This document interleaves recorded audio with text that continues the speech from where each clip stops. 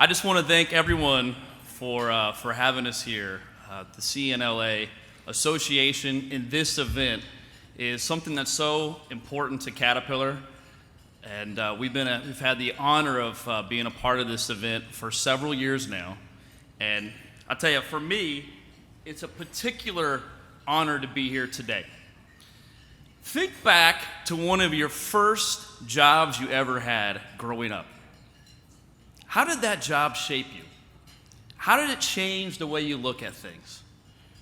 Now, one of the facts about myself is I'm probably one of the few Americans in this room. Are there any other Americans here?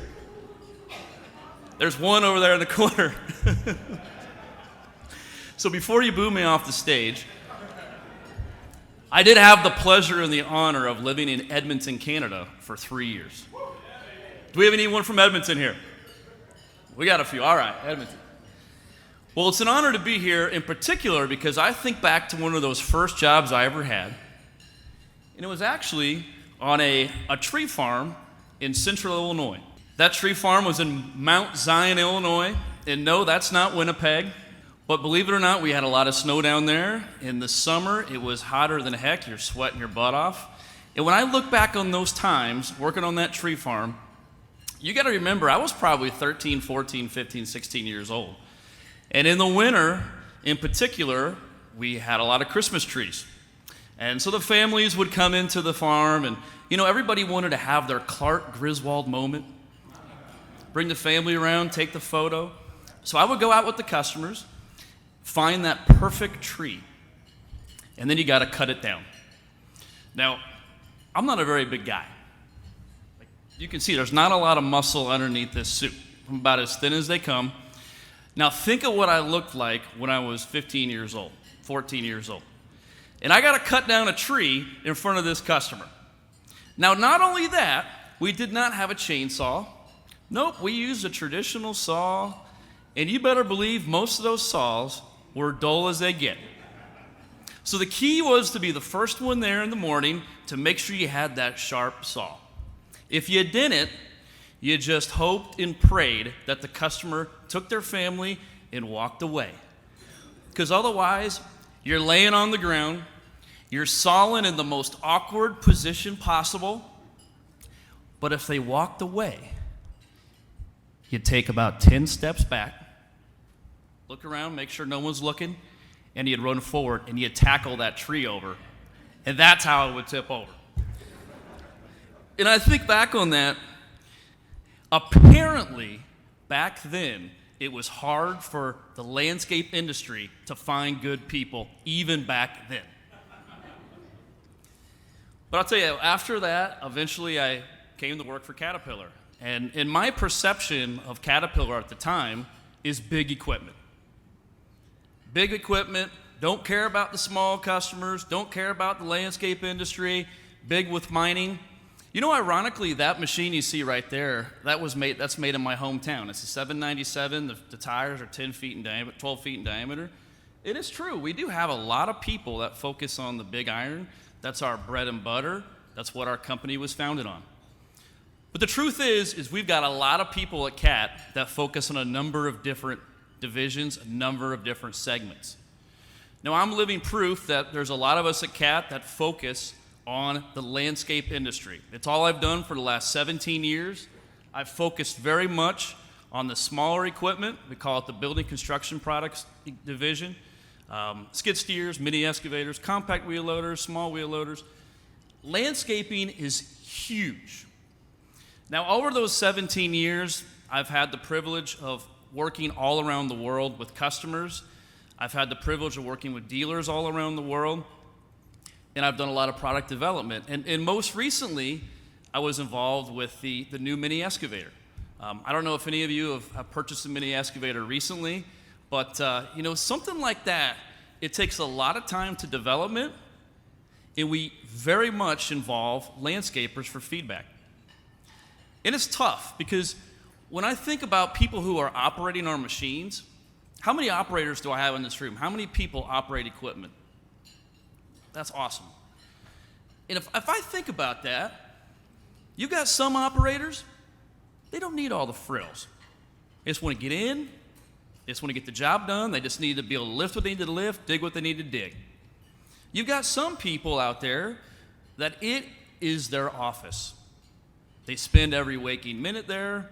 It's very much something that they live in. They want to have the Bluetooth. They want to have all the bells and whistles. It's very, very important to comfort. So we're trying to develop a machine for everybody. In the process, a lot of that takes place at a couple of our design centers. Now, I wish I could get everyone out of their seat right now and get you on a plane and fly you to North Carolina. We would feed you the best barbecue. We would take you to a Carolina Hurricanes game. Yes, we've got hockey down there. We've got hockey down there. Most of the players are Canadian, but we got hockey down there. But I would take you to one of our facilities, and it's kind of like the Area 51 of CAT. You pull up, it's an unmarked road. You drive down that unmarked road in North Carolina, and you get to a gate. You get through that gate, and you get to another gate. And beyond that gate, we have a big building. We got about 350 engineers. You see, what we've struggled with in recent years is more and more of our engineers don't have true industry background. A lot of them are really good with computers, but they're not changing the filters every day. They're not operating the machines every day. So we built this facility with this in their backyard. 180 acres of dirt. Our engineers have requirements to operate the machine every month. So many hours they have to work in the shop, so many hours every month. And it's really changed the way of how we develop our machines. And I hope that you get a sense of that, because a lot of the feedback does come from landscape customers. We fly them in. We flew a lot down from Canada throughout the design process. And the beauty of it is we put them to work. We have them tell us what they need and what they want, and we develop a machine. And we've done some really neat things together with our landscape customers that we've worked with. We've developed features that have made the machines more comfortable, things like stick steer, and the mini excavators where you can run the machine with your left joystick, just like a skid steer. We've made it easier to access service points.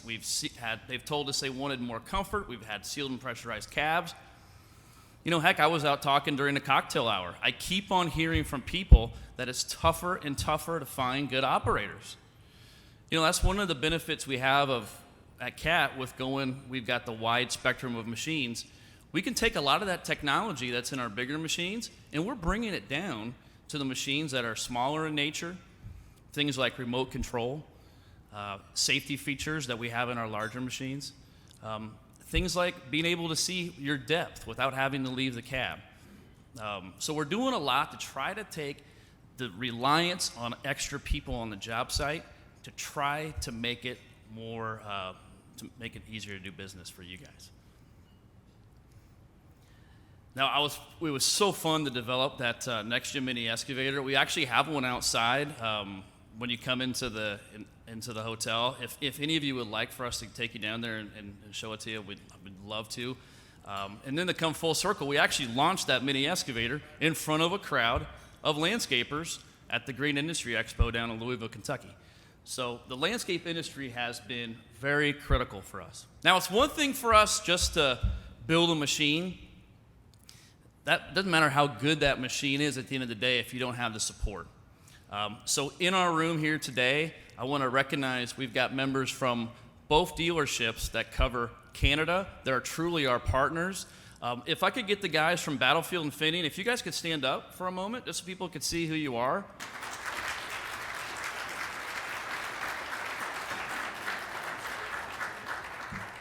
They are, someone told me out in the lobby just a second ago, I don't care if I'm paying $200,000 or $300,000 for a machine. If it breaks and if I don't get service to get me up and running to push snow, I'm in trouble. And that's what it's all about with our dealer network, is keeping you guys afloat, keeping you guys, your machines going, and also being consultants as well. I've worked with enough landscapers over the years. They've told me selling a landscape service isn't like selling shoes on Amazon.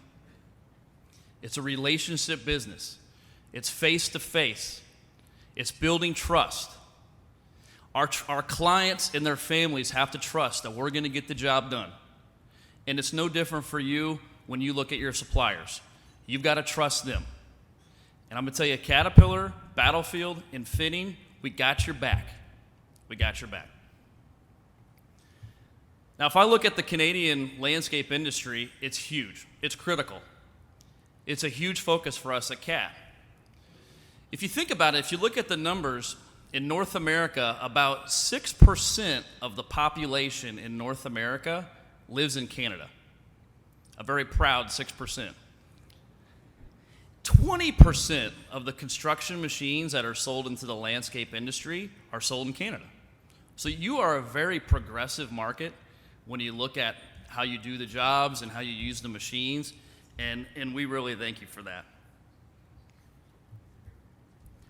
What I think is really unique about the landscape industry and the jobs we're about to see throughout this evening and celebrate just really speaks just the heart that people have. To me, when you're talking with someone in the landscape and the nursery business, there's a certain heart, there's a certain pride that comes with that. You're putting smiles on people's faces, and quite frankly, you're making the world better, as we've talked about the last couple days of talking with people, just even what we're doing for the environment.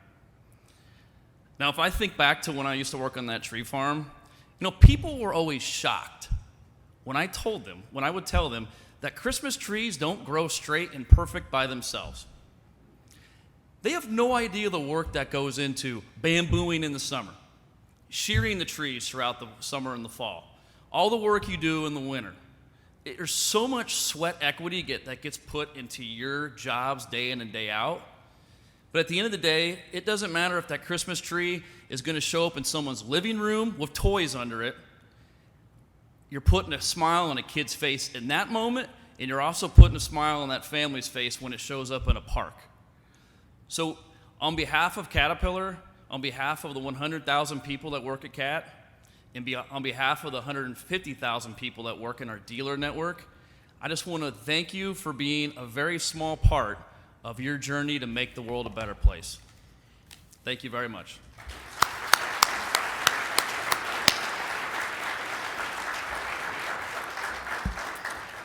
Thank you, Mark. On behalf of the CNLA, I would like to thank Caterpillar for their long-standing support of the National Awards. It's a pleasure to be able to present with you this evening.